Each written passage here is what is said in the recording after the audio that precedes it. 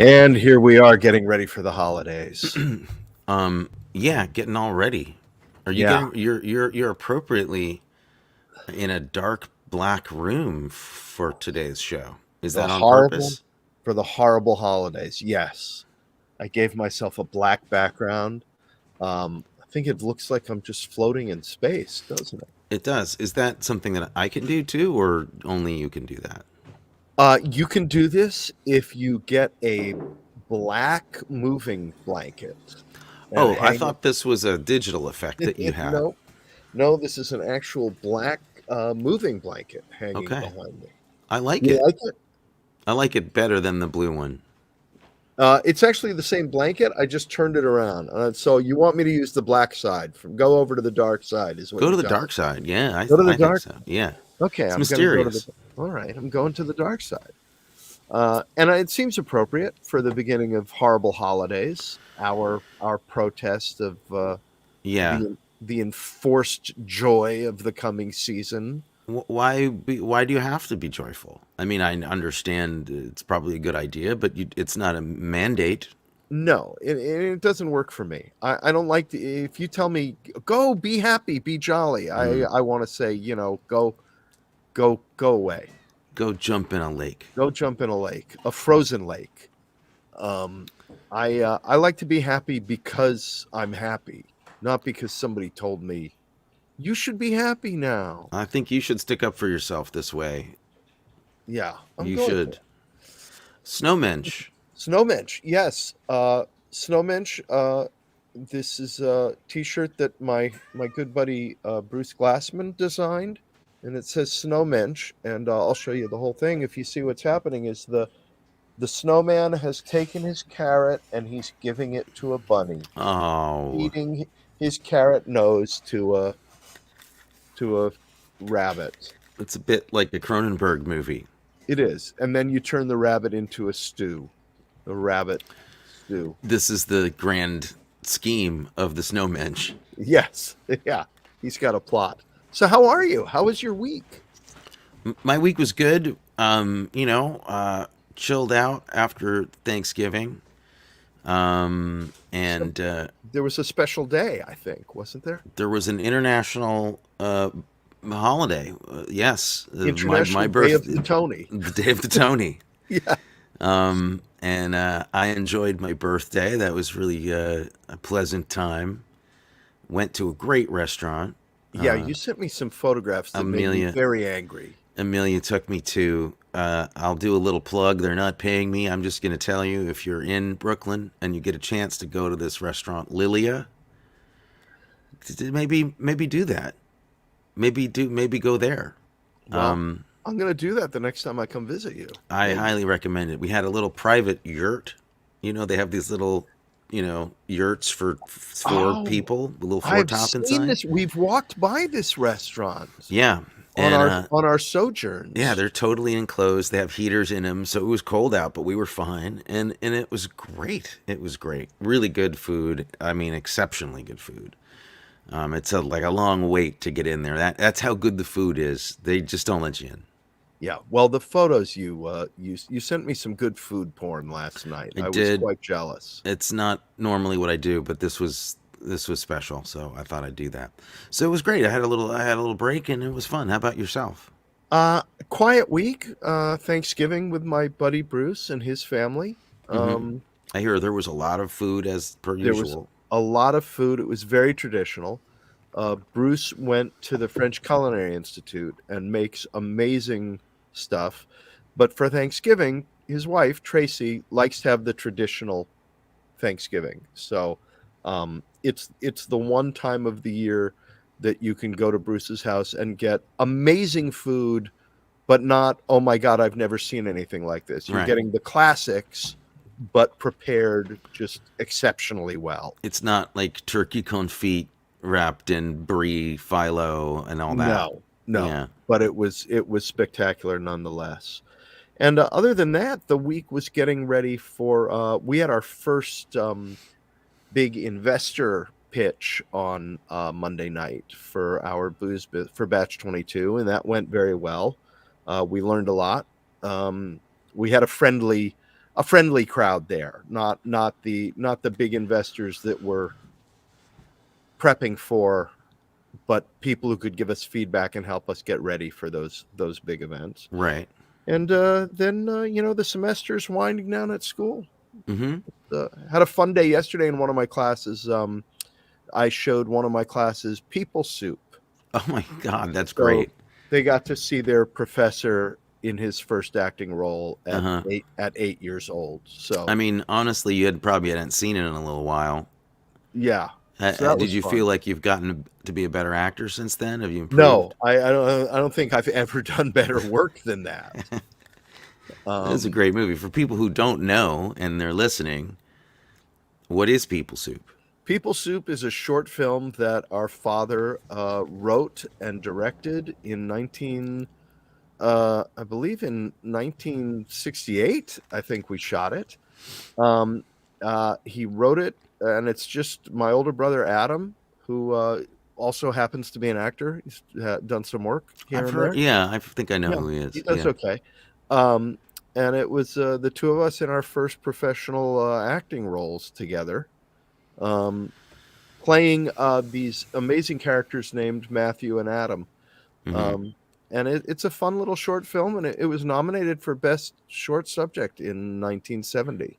Nominated for An Academy Award an for Academy an Academy Award. Award, I think is what they call them. So Yeah. the first thing that you see, I would, if I'm gonna just make a bid here to be your publicist for a second and say that you could have led this all differently and Yeah, I said could that have. the first acting job I ever had was it was a project that was nominated for Academy Award, An and it Academy was Award. just a movie about with two people in it, and I was in every scene. Yeah, it was a two-hander. It Yeah, was a two-hander, and it was yeah, I should have led with that. Yeah, yeah. you're right. Um, Um, and not mentioned that it was 53 years ago. where can somebody see People Soup? You know, I I'm not sure. I should put it up on my web. I should put a link up on my website. I should load it up to my website, and then people could go. I'll do that. I'll load it up to my website, and I'll put a link on the Arkin Brothers Talk About Movies website, which we have. Oh, we do. Arkinbros.com. I could put it up there, and people could go watch People Soup. Um, I think you should do that right now. I think we should stop the show and Until I get a takedown reconvene. order from Columbia Pictures will tell me to take it down Well, they because have to, I mean, here's my feeling. These big conglomerates need to make the film available before they start making you take it down. I mean, you wouldn't bother putting it up there if it was available. if it was available, I would not put it up there. Yes, you're right. So I'll do that. And and cease and desist letters be damned. It could only mean that our show is doing well enough to garner the attention of lawyers, which might be good news. I don't know. That would be great for us. Yeah. That would be wonderful. If they're suing you to stop you, you must be doing something Yeah. right. Yeah. So, yeah, the holidays are upon us. I haven't accepted that personally yet. I have not. I mean, I enjoyed Thanksgiving. I need a break. I need more than like 3.5 weeks between Before Thanksgiving and Christmas. It's not working out for me. I'm just saying. I I understand need that. another couple weeks, so maybe we can spread this out. Well, I think we're doing our part by choosing the movies we're choosing. Okay, I agree. We this was all on purpose. We're doing the wrong thing in the Yeah, right way. yeah. We hope. Um, so we decided to start off our holiday cheer with Black Christmas from 1974. Not either of the remakes. No, the original Black Christmas The original Black Christmas. with Margot Kidder, Olivia Hussey, Keir Dullea. Post 2001, After Keir 2001. Dullea. Yeah. Uh, James Saxon. J- I mean uh, John Saxon. John Saxon, and pre SCTV Andrea Martin, Mm-hmm. um, and post Romeo and Juliet Olivia Hussey, and Marion Waldman plays Shelley Winters. I'm sorry, she plays Mrs. Mack. Um, It is an incredibly Shelley-esque performance, isn't yeah, it? why isn't Shelley Winters in Truly. this movie? But do you want to give us the rundown on the plot of this movie, such as it is? Um, It's not a complicated plot. no, it's not. Black Christmas is an ensemble piece that Yeah, that it's centers around the goings on at a sorority house over Christmas break. While a lot of the people have already left to go home, there's a few kids that don't really, their parents are on trips or they don't have anywhere to go for the holiday, so they're kind of stuck there or they're leaving late. yeah. Are you actually shooting the movie right now? Are you in the movie right now? Because a cat meowing Yeah, plays a big plot point in this movie. The yeah. meowing cat. I apologize. It's okay. I thought you were doing an homage. Well, I'm not making that noise. I hope it's clear. I thought it was that dinner you had last night. Yeah, that's Harpo, and Harpo was named Harpo initially because he. Yeah, I'll take him. Here you go, buddy. I know. You Oh, probably little just wanted to hang out. So Harpo was named Harpo originally because he didn't say a damn thing. He was silent. right. And And now you should change his name to Groucho because you can't he shut him can't up. shut up. He will not stop. And he's great, but he has a lot to say. And he's old. He's older now. He doesn't look it, but he's an older gentleman. And they get cranky, and they want things, and they hear things, and they talk. So I apologize. There's nothing I can do about it. He runs this whole joint, and I think it's great. you know, I think it's great. This is a homegrown show. We're not. We don't pretend to be no, we're not. in studios and We're not. produced. We're not fancy here at Arkin Bros. So where were we? Yeah. So anyway, it's a Christmas break at a sorority house, in a very wintry. They're trying to make it seem like it's somewhere in New Hampshire, I think, but it's clearly Toronto, outside Toronto. Excuse me, buddy. This is what this won't do. We're doing a show, and you are not qualified to be on a show. I don't know how else to put it. I don't want to be rude, but you're not trained for this. You don't have an agent. This is not a place for you. Okay, thank you. So, we're on this Christmas break, and there are about 5 girls there, and a woman who kind of takes care of the house and looks after them. The house mother, I guess she's called. Yes, the house mother. And they start getting some obscene phone calls, some very obscene phone calls, Really obscene. super obscene, Yeah. surprisingly, disgustingly obscene. Things I'm not going to say on the air. Things that they actually don't say in movies today, and I'm surprised they let them do it then. Yeah. They get obscene phone calls, and there's also some drama starting between Olivia Hussey and her boyfriend, because she's pregnant and doesn't want to keep the baby, and he's very upset about that. So there's things going on, and then She's a hussy. she is, and there may be somebody, we don't know who, is killing people in the house upstairs.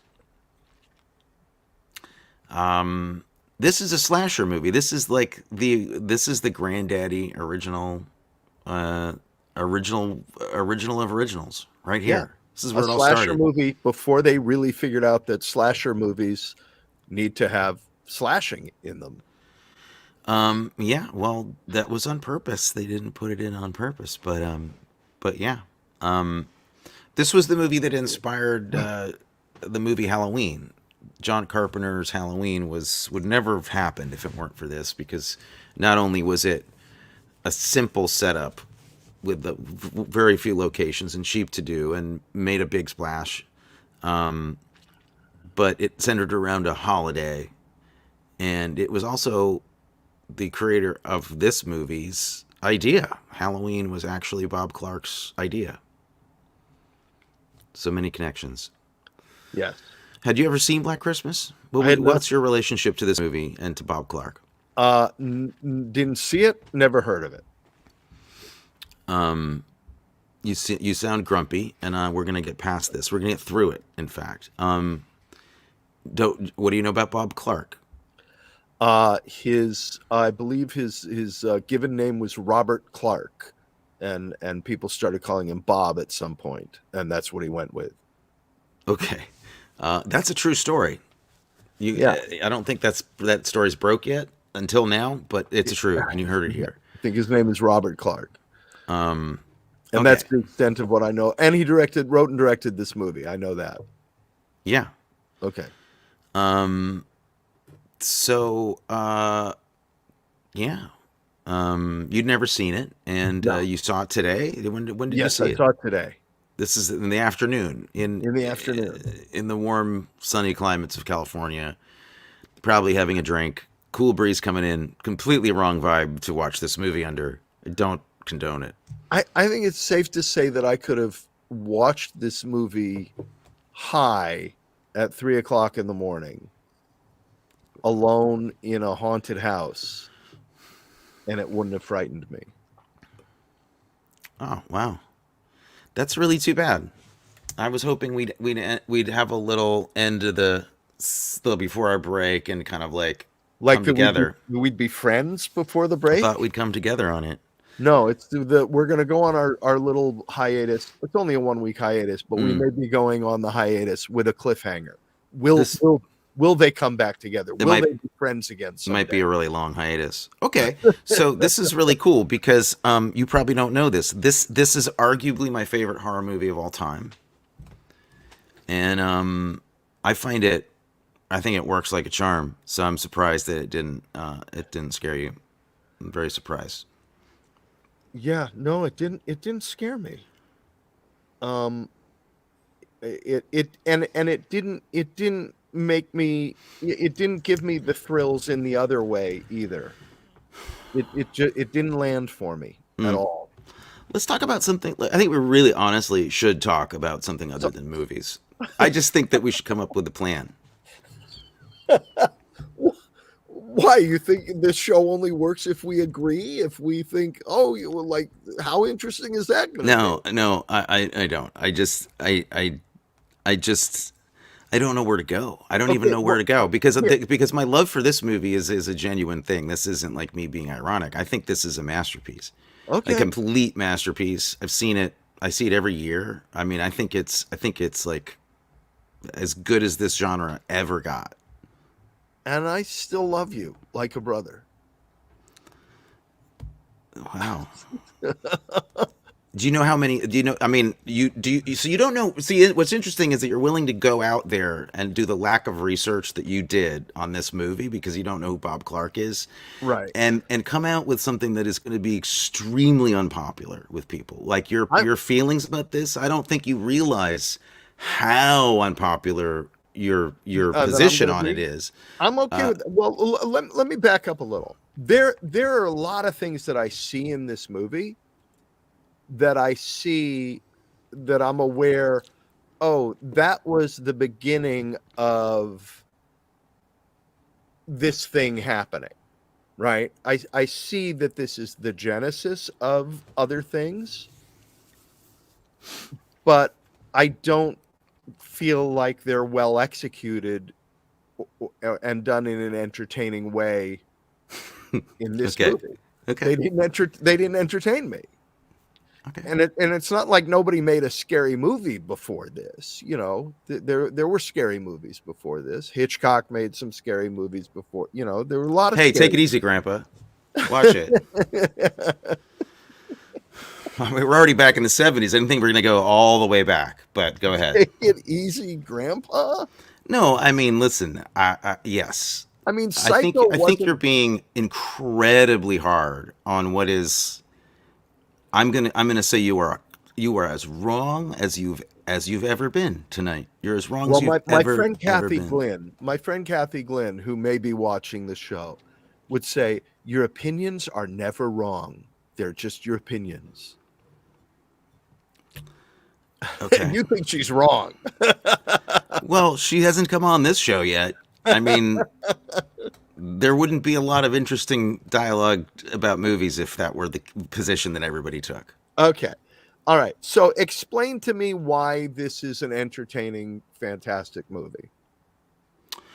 Um, I can't. I mean, I really honestly can't. If you didn't, I mean, I don't know what you'd find creepy or scary or unnerving if you didn't find this movie. If you don't find this movie creepy, I don't think we really have anything in common as human beings, or certainly in terms of horror movies at all. Oh.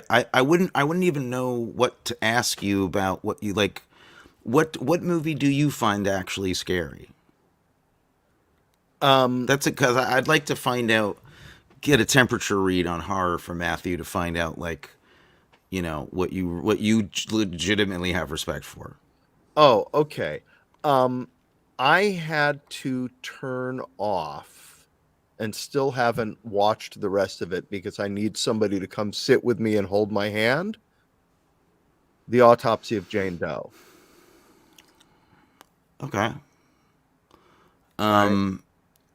Yeah, Um, that's a scary movie. I don't think it's as scary as this movie, but I think it's scary. okay. Um,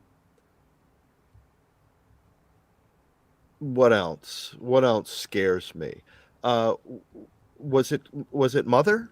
Is that the name of the movie? Mother? I don't know which one you saw, but there are many of them named Mother. The one, isn't it Guillermo del Toro? Did he do No. who No. who did the most recent horror movie called Mother with the kids floating in the room where you see the kid's feet go by in the room as the kid is laughing and the kid's in the air? Mother. I don't know. I don't Huh. know. I'm gonna You're gonna Google have to this. look that up. Yeah. Okay. Um, you talking about Hereditary? No, no, no, no. No, no, no.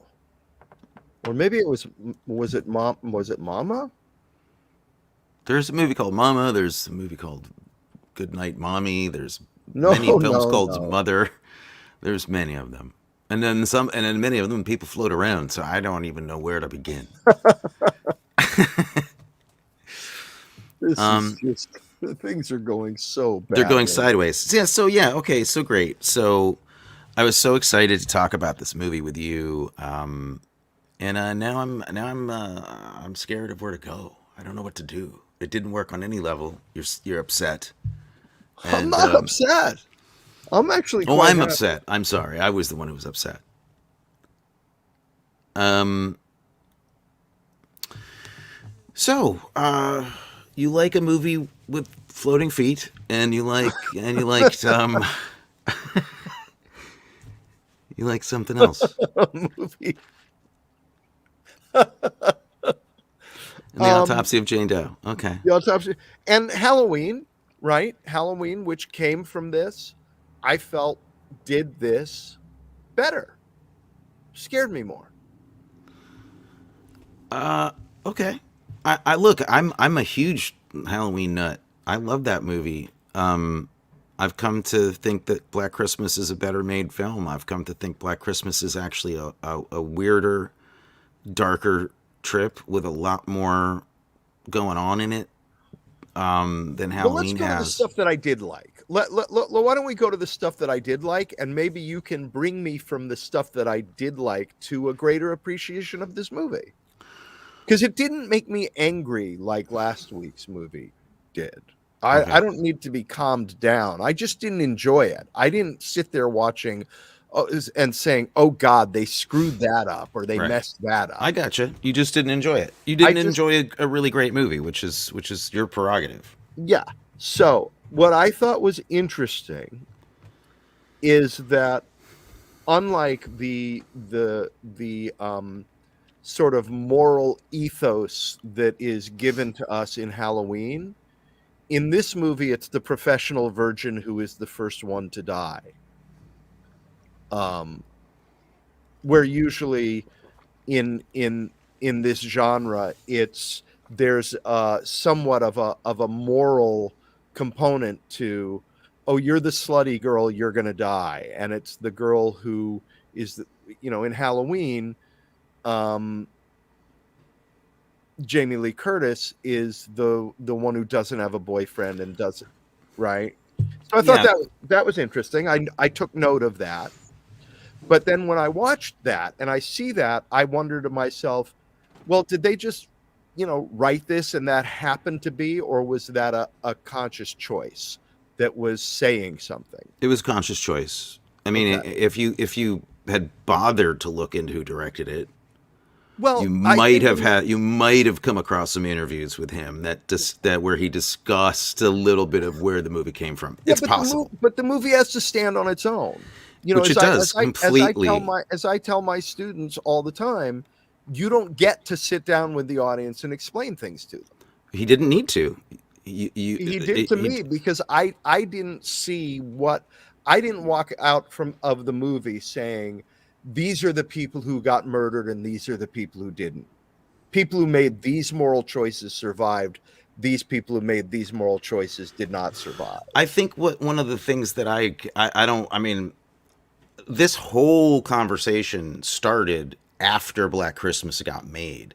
There was no final girl concept before Black Christmas. There was no idea that a sorority house bunch of teens would have to end with only the virgin surviving. That whole concept came after Black Christmas was made. So it's kind of outside that conversation in the sense that it established a lot of things that slasher movies ended up doing, but it's not really a slasher movie because you don't see anybody. There's really no gore in it. There aren't any atrocious murders that you see happen on screen at all. There's very little blood. And it relies on suspense and, like you said, I didn't mean to make fun of you, but like Hitchcockian suspense as its driving force, which makes it really different than a lot of slasher movies and really stand apart from them, which is one of the things I appreciate about it. But it was really before anybody had established any of those rules, so I don't know if the team was thinking in terms of who lives, who survives on that level of scorekeeping that happened later. Okay. Um, Um, but I think it's what's interesting, and it is very flipped. You're right. I mean, this movie has at its center, our heroine in this movie is a girl who's gotten pregnant and who doesn't want to keep the baby, which is happening on Christmas, which to me layered in a lot of thematic stuff that is missing from other movies of its type. Um. Anyway, sorry. So anyway, I hope that answered something. okay. Um, well, let me see what else I'm looking at trying to find the things that I liked. Oh God. Uh, the vocalizations that Nick Mancuso was able to do with the phone calls, for some of which he actually stood upside down on his head to put pressure on his larynx to get his voice to sound that way, um, was a callback for me to a movie that hadn't been made yet, a movie that wasn't made till the following year, Trilogy of Terror. It had a little bit of that Zuni warrior vocal quality to some of the stuff in the phone call. And that creeped me out a little bit. I could see where they were going with that, and I liked that.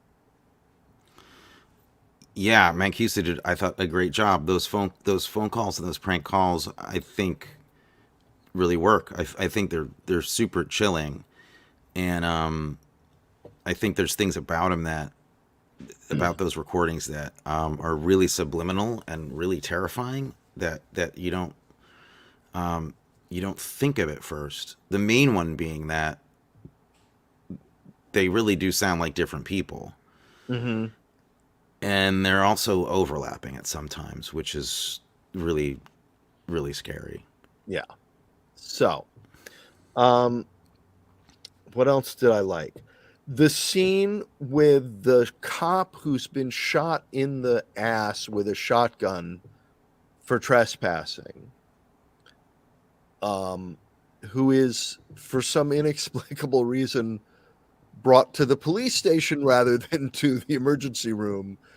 And he takes his pants down in the police station and shows his bleeding moon to the room. I thought that was pretty interesting. Mm-hmm. Yeah, I like the police It, station stuff. I, it, I, I love it. I well, it has love. my favorite. The police station has my favorite performance in it. John Rutter as the laughing detective. I He's think great. is just spectacular. I love those scenes. I think they have a great chemistry in that Yeah. precinct, and I love Doug McGrath who plays Sergeant Nash, and Who comes that's from the the big eyed school of acting. yeah, he does. Yeah. He does. Um. So yeah, there's a small list of things you liked. That's for sure. I'm looking. Oh, I liked the very unhappy carolers. Those were the most unhappy carolers you have ever seen in a movie. Yeah, they looked cold and bored. Sad. Yeah. Who did not want to be there caroling. No, but who? What kid does? I mean, I don't remember wanting to go caroling. Okay. The fur coat also. Um, that That Handle wears.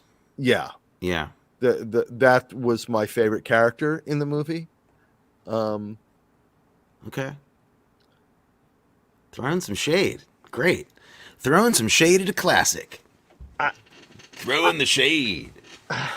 I just don't understand why it's a classic. I understand how it started something, but I didn't feel like anything was well executed or well written. Okay. That's I mean, we're completely divergent. I don't even know I don't know really what to say because I think it's exceptionally well written. I love the performances in it. I think the ensemble's great. I think it I think it does things with camera that is some of the most memorable stuff I've seen in a horror movie. It's got some of my favorite shots ever in any horror movies. I Okay, think I couple of think shots that I really I liked. think okay. Couple of shots that let's talk about that because I'd like to hear more about that. I thought that the POV shot going through the window with the hands going through that narrow window, and you see the hands grabbing the window before the camera goes through it. And then the camera goes through the window and you see the hands again. And I thought that was really well executed and very interesting because this is clearly before CGI or anything like that. So they really had to figure out how to do that. Because They the just camera went through that window, but the actor couldn't. yeah, I mean they were doing some things to pull apart the set probably to do that, but that was the DP just climbing up the he built a rig to do that. He built it himself to attach it to the side of his head so he could like bend backwards and show you the top of the building and then go forwards. He actually could climb the trellis and climb Right. through windows and stuff with it. So anytime you see the hands of the killer or any of it, it's the DP's hands. Yeah. Yeah. Um, but I'm willing to be educated. So go ahead. No, I don't want to educate you. I can't educate you about it. You have an education. You've given up on me. I don't know what to say because this is like I don't know because it's like it to me it's such a an exemplary uh, version of what it is. I just think it's it's not just and I know I like original stuff, the stuff that started things off, and it's not just that. I think that this movie has an enormous amount of artistry in it. I think it has a really it does a couple of things that I think are essential for my favorite flavor of horror movie. Mm-hmm. And that is, and you're gonna laugh because if you're essentially saying you think it's really poorly directed, and my issue is that I think it's extremely well directed, like down to shot by shot, moment to moment. I think it's one of the best edited horror movies I could ever name. I never get sick of seeing it. I think that what it does thematically is so, for me, it's deeply disturbing on a level. It's not scary like monster horror movie scary of today. It's really more psychological and a slow burn, and I really love the way that it's paced and how they modulate the scares and the moves they make you know to present a killer in this movie that is basically like an just completely unstoppable force. They talk a lot about how in Halloween, of which I'm also a giant fan. I love Halloween. But when I saw Black Christmas, it really changed my views. Like, I was really surprised that Black Christmas didn't have as big a reputation. I think it's truly artful, and I think that there's like the idea that this is happening at Christmas, and the first images we see when we hear Silent Night, Holy Night, hear that Christmas carol, we see this old house, Right. and the first thing that happens is we are in the point of view. The audience is immediately in the point of view of a deranged killer who creeps around the house. Classic kind of like stalker slasher movie stuff, but I love the way that's shot. Well, And and they do a nice thing before they put us in the killer POV, is they do a stable camera shot of the through the window, where the camera is not in a killer POV. It's stable, and we hear Silent Night, and we see the people inside, and we get this sense of warmth and holiday. And then we shift to the shaky POV cam after that still shot. mm-hmm. And so that the POV changes. And at the top, I thought that was really interesting. Yeah. I mean, what he does with the POV throughout is really interesting and really thought through. Um, and but other than the POV and the point of view, what I was struck by was this is like Santa Claus imagery and the story of the birth of Jesus Christ and the killer who is far more deranged and freaky than we even know. I mean, to me, this is one of the all-time great horror movie villains, particularly because we don't really ever see the guy or learn anything about him. exactly. He's not caught at the end. He's still out there. Exactly, and so he takes on this kind of supernatural vibe, even though it's not a supernatural horror movie. And he goes to the upstairs in the attic. So thematically, right away, I just feel like I'm in really scary, weird, murky territory. We're working on like the themes of like inverting Christmas, so that the Santa imagery of the guy climbing up into the house, which would be Santa usually coming down into the chimney and coming down into the house, is in fact the last person you'd ever want to meet. And then that also kind of juxtaposed with the Christ being born and singing about that in Silent Night, Holy Night, that then he takes nests up there in the attic through the whole movie, and is this presence upstairs, up above them, like God looking down. And I just think like, and the first one he kills is the Virgin. Yeah. And playing with that weird motif, that weird thing. I mean, not to get too deep dish about it, but this is like that Yeats poem. To me, it's like the Second Coming. To me, it's like this weird, kind of terrifying injection of this religious paranoia and stuff into this typical horror movie setting. And I think what it says about, the men, and how these women are really, I love the movie too, because the women are all very kind of empowered, but they're empowered to be screw ups too. I mean, like Margot Kidder is clearly has a drinking problem, and she's kind of troublemaker. And was drunk while they were shooting some of those scenes. Was she? Yeah, I'm not yeah, surprised. yep. Um, And I don't mean to imply that she was a drunk. I mean, I think it was a thing they did, was like, have a few drinks and do this. I think it was. okay. Um, and I like all these women. I think they're real characters. I think they're real people with interesting problems, and not their, like, they don't, they don't take a shower, they don't have the shower scene, they don't do any of the normal typical kind of misogynistic moves in this movie. And I really came to appreciate all these individual unique women, and really didn't want them to die, which is, I think, what elevates this movie beyond a normal slasher movie. Because even in Halloween, I don't really care about anybody but Laurie Strode. Her friends can die in that movie, and I really don't care about them. In fact, one of them I'm rather happy to see go. But none of these girls really don't deserve this, and I feel that's one of the things I love about the movie.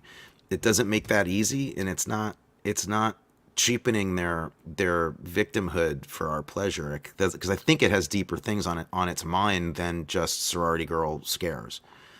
I think having an abortion themed movie around Christmas time and have that be pushed so forward in the plot is daring and fascinating and creepy all unto itself. And I admire that about it a lot. I'll agree with. I agree with everything you've said, and yet I still just feel like the it was poorly executed. The acting, you know, Okay. I mean, the I feel. the scenes between Olivia Hussey and Keir Dullea, I felt were just, I thought the dialogue was uninteresting. I thought the relationship dynamic was uninteresting. I didn't buy any of it. I don't know what movie you just saw. I have no idea what you just saw. And All I right, really well, don't know, because we're literally like completely crossing here. I simply don't know, because okay. if you think this is like badly made, I think that I think what it sounds to me like is you're just kind of hating on the low budget part of it. No, And I've seen low budget movies that have performances that I think are spectacular. It's not a budget thing. It's you can have wonderful I know dialogue in a low budget movie. okay. You can have wonderful performances in a low budget movie. I'm not talking about camera angles and lighting and production values. I'm talking about pacing and a performance that I believe, and a relationship Okay. that I Okay. believe to some extent. I Um, I think that you are intolerant of certain stylistic choices in acting in films, because I think this is a style, and the style works, and it works as an ensemble, and everybody's in the same movie and doing the same thing, and you don't like it when it gets surreal. That's your thing, and that's fine. I don't have those rules, man. It can be anything. But and I'm kind of kidding, but I just I'm a little surprised that you feel that way about the performances. I think that the work is really good in this movie. I think it's way above the average of what you'd get in almost any similar horror movie of its time, or of the kind of horror movie it is. I think Keir Dullea is really, really creepy in it, and really interesting. I think that Olivia Hussey and all the women are good in it. I mean, and I even go for the, the caretaker mom in it, because I feel like I get what they're doing. I feel like they're making this kind of weird, interesting souffle of stuff, and I think she's great. So I just disagree 100%. I totally disagree. I don't think it's a bad script. I think it's a great script. I think it's a daring script. I think it's bold. I think we don't like movies that don't wrap things up, and this dared to not wrap things up and capitalize on some of the truly like deep horror notes and chords that just a lot of movies don't even bother to have in them. Wow. So I am just Can, we're we're on completely different different pages. planets. I think Can we find anything fun about it to agree on? I don't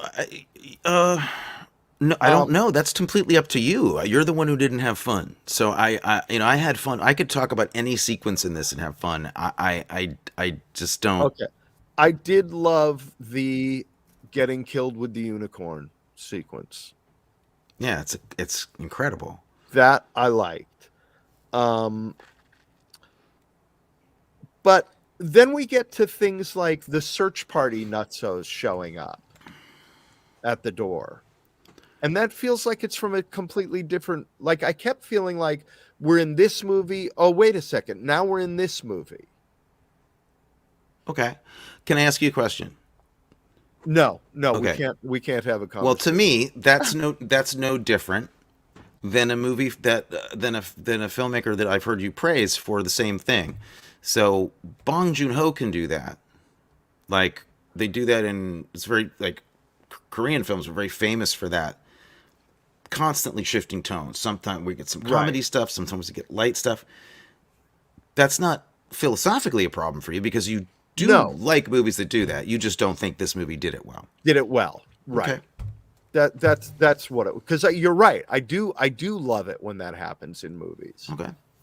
And I've taken the position that you're taking sometimes with other people who say they kept changing the tone, and I always say, but life has different tones. It has two things going on at once. Um, Lines that I did love. I think one of my favorite moments in the entire movie was the phone call with McGrath when he says very slowly and bored, "Well, miss, we're very busy here. There's been a child murdered in the park tonight." Like that cracked me up. That was good. That was fantastic. Um Darling, you can't rape a townie. I thought that was pretty That's that's dangerous a ground. that's a really I mean the fact that Margot Kidder says it saves it a little bit from being Yeah. But terrific. It's an amazing line it's and an it's amazing line, and said well. it's also, taps into something in, because I went to college. I went off to college not that long after this movie, 1978. I was a freshman in college in a small college town like this. And there was that thing of the college students and the townies, and there was no mixing whatsoever. So Hmm. that line really shocked me. But I understood where it came from. That looking down on them. Yeah. Yeah. Um, but then I didn't understand, for instance, how the first victim, her boyfriend with the coat, there were things that I just didn't get. Like, how is he on a first name basis with the cops and the detective? Like they're old pals. Cuz he's a jerk. That's what I took from it. He gets their names and then he starts acting like he doesn't do anything, but he starts No, but glad handing himself. he shows up at the police station, and they know each other already. Saxon doesn't know who he is. I think he knows the beat cop from patrolling around schools. What I got, but Saxon doesn't know who he is. But he Oh, acts like he's in with the cops because he's a dude.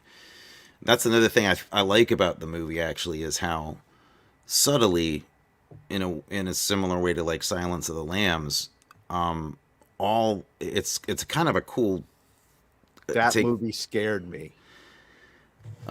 Well, it should have. So should this have.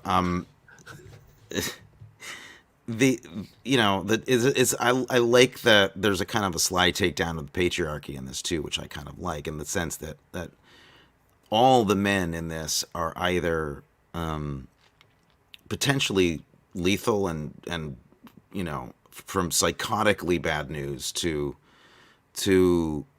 not going to help you. See, none of the cops are actually effective in helping any of these girls at all. Saxon seems to want to do his good job, but he doesn't, and he ends up actually doing nothing. And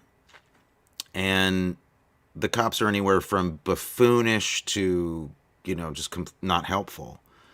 The father figure in it is a weak and puritanical man who doesn't understand his daughter, but has no recourse to get her back at all. The boyfriend hockey player who comes in to try to act like a hero has nothing to offer except his fur coat, which is there, I think, to underline and emphasize the point that he's also a bit of a monster in his own way. The first time we see him, he's got the hockey mask on, which is like this animal mask. I think that was on purpose. I think it's underlining things about male culture on campus, how these girls aren't really believed. And I really respond to that part of it. I think that's really cool without being too literal minded about it, which is something I really appreciate. It's not preachy about any of this stuff. But it layers in this stuff in to me, a very creative way. And I think that,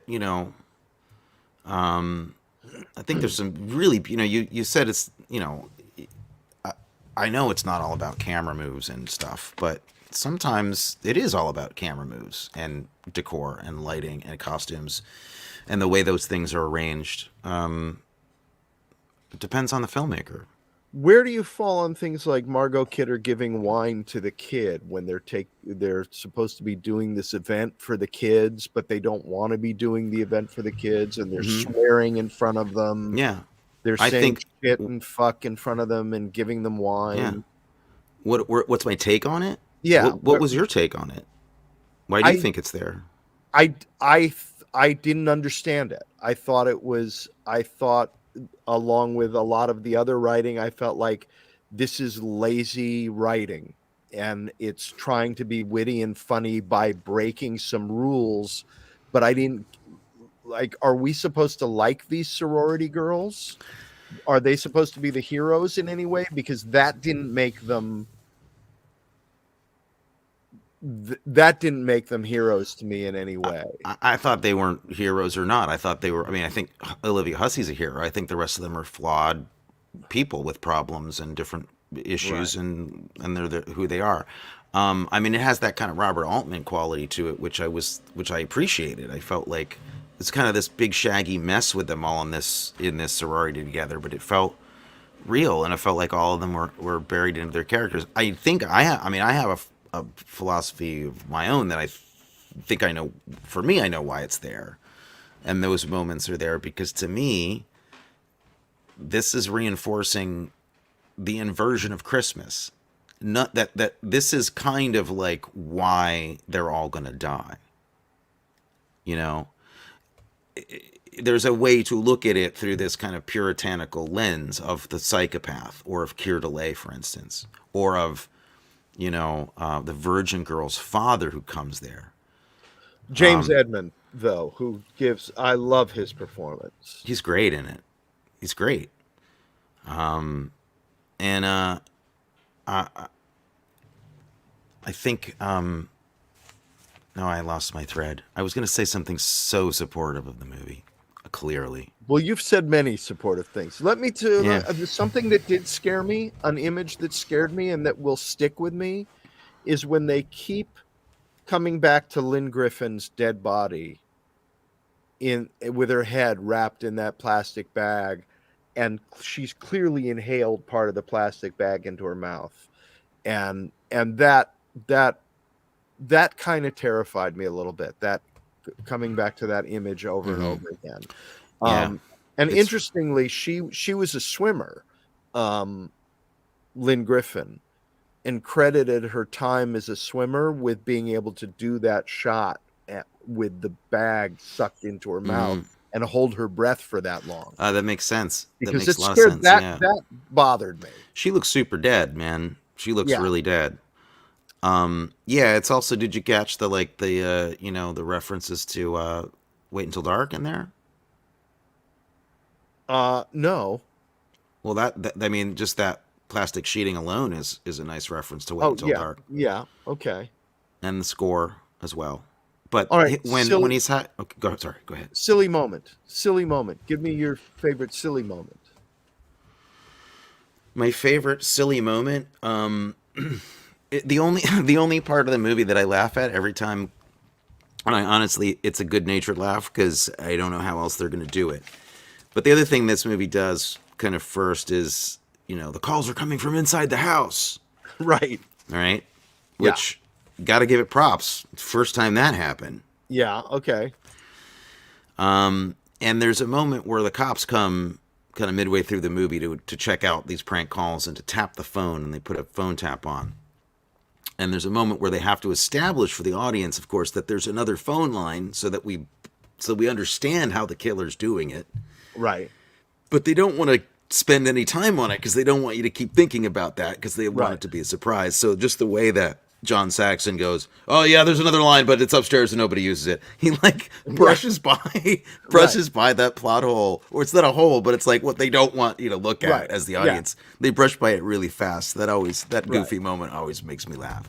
Yeah, it's in Mrs. Mack's room, but nobody ever uses. Yeah, I have a soft spot for Mrs. Mack, and I find her, covering up the naked people on the poster of the peace sign. I thought that was funny. Yes.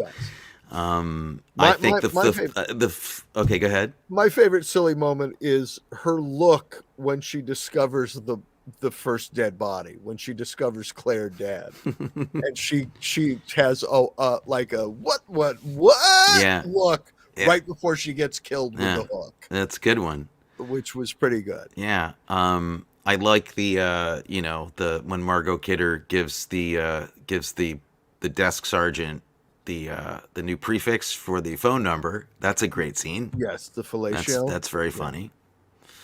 And I mean, I like I don't know. To me, like the goofy parts, like Margot Kidder getting that kid drunk or whatever. I mean, I really do think that those things are in there to show us as kind of a reason why they're all going to die. Like, this is how they're spending Christmas. This is what Santa is a guy having kids on his lap and talking about sex and cursing and being disgusting. There's a Christmas party with kids and Margaret Kidder's getting a 6-year-old drunk. This is all like kind of, to me, like, and including, of course, also in this other really kind of subversive way, the fear of, being punished for needing to get an abortion, or the psychology of, like, this is her, her fear of this event taking shape.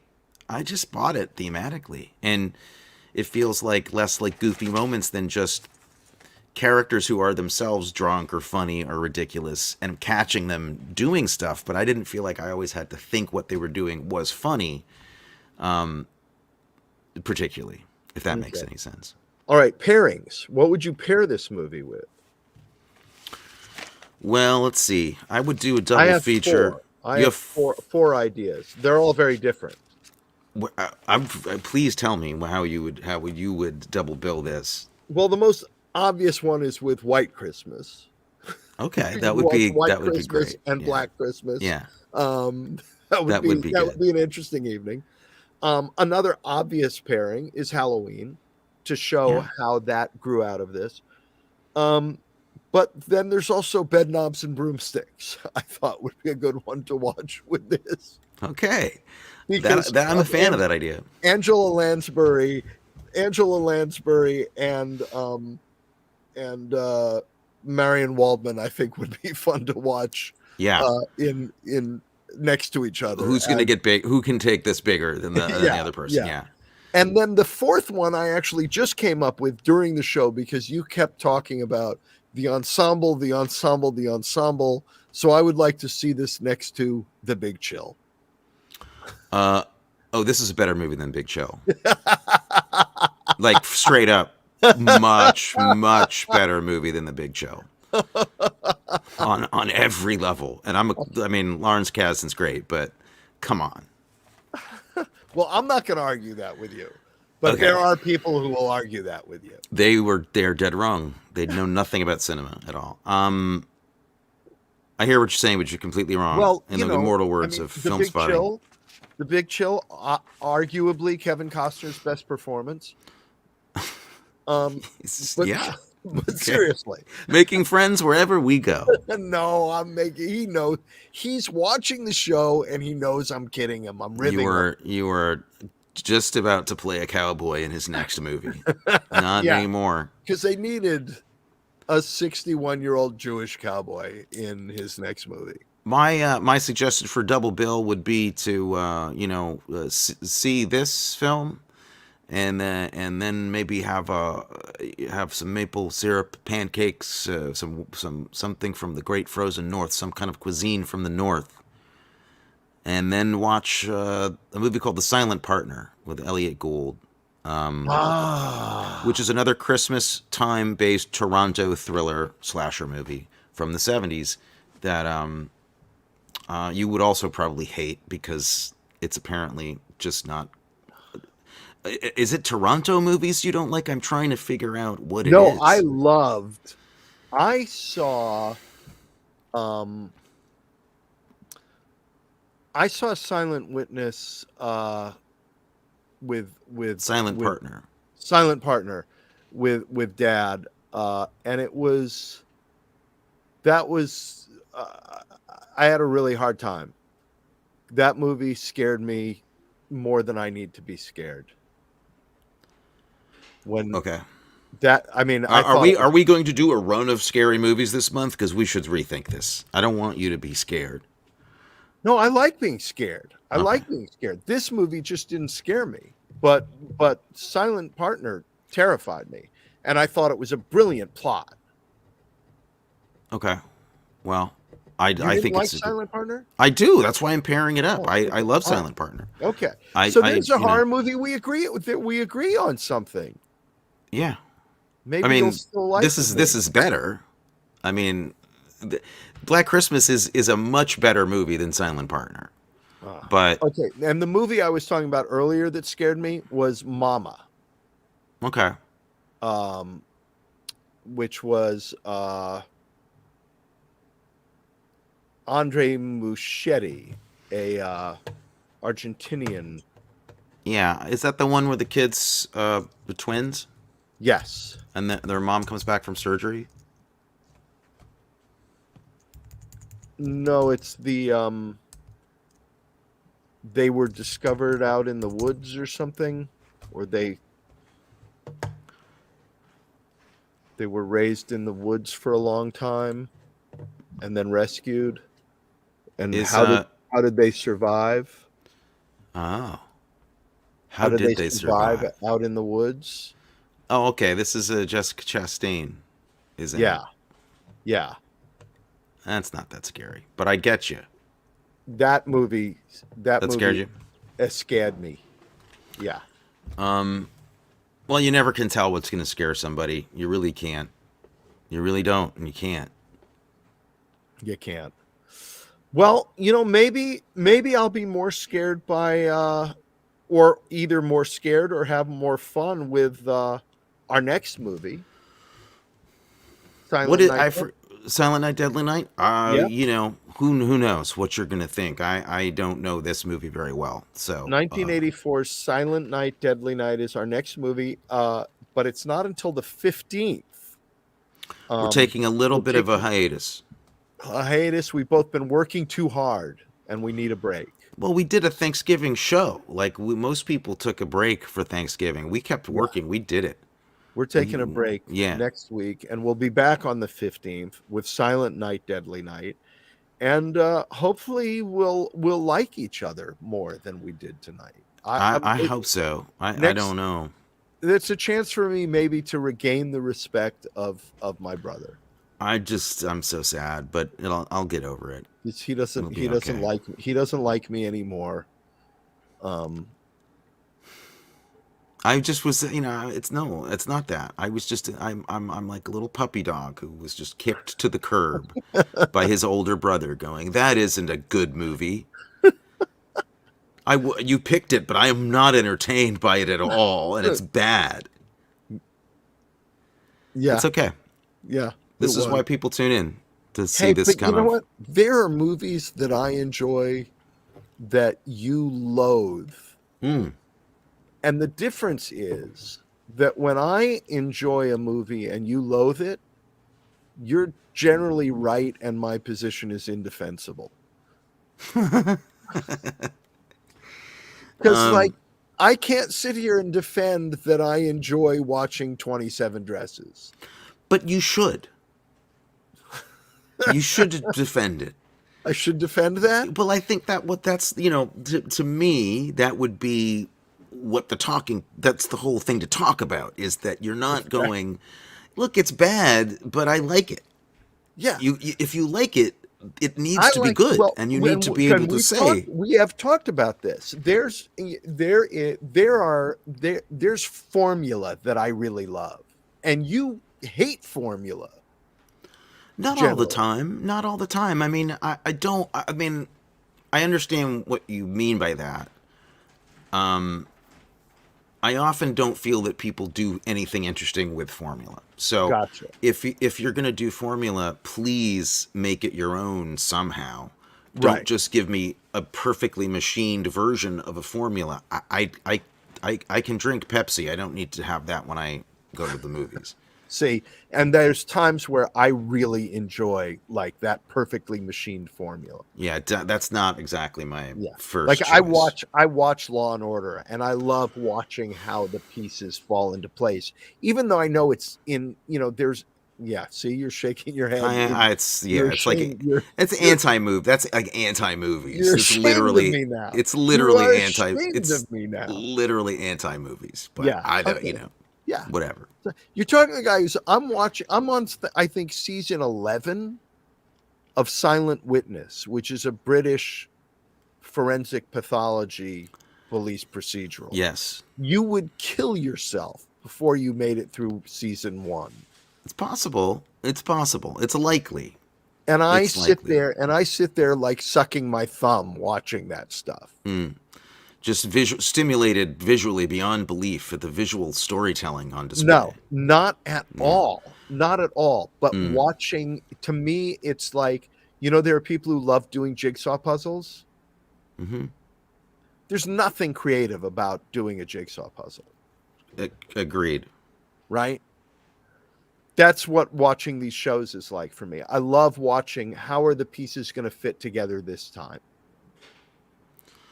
That's a different reason for me than I do go to things to see. Yes. Yeah. So yes. Okay. All right. Well, to be continued. We're going down the rabbit hole.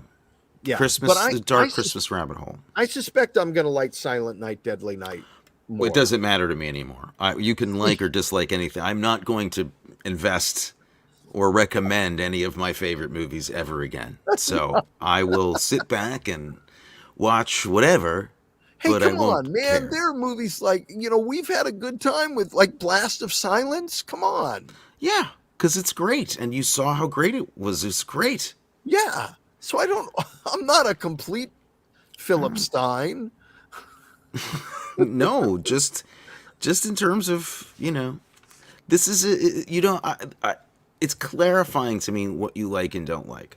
It's starting to become clearer what it is, what things you find unacceptable in your movies, what just is like a fly in your soup, and just like no. Okay. And I our overlap is there for sure, but there are interesting territories where I literally will go to something because of the things you hate. Yeah, that's true. That is true. Yeah. But not with food. So there you go. No, we agree on that. Okay. So there's hope for our relationship. Mm-hmm. All right. Well, I'm sure I'll talk to you in the unreal world. We'll finally get to talk like normal people Yes. because we don't do the show for a week, so we'll have to talk. Yes, we'll have to talk like regular people. But we'll see our audience, all of you folks, in 2 weeks on December 15th for Silent Night, Deadly Night. Give Very it a excited watch about that. and join us. Anti Christmas entertainment Continues. Good night. Good night.